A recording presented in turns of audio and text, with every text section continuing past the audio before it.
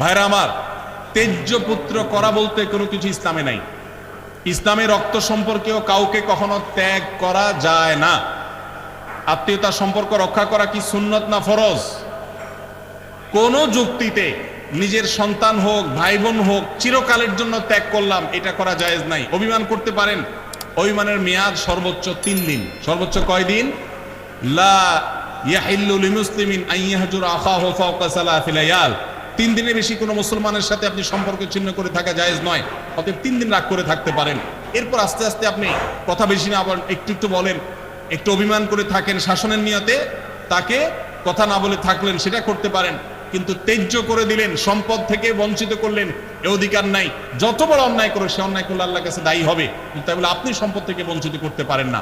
কোনো বাবা যদি এটা করে যান, তার মৃত্যুর পর সন্তান ছেলেরা যারা আছেন, তারা মেয়েকে বাবা বঞ্চিত করলেও ওই সম্পদে মেয়ের যতটুকু হক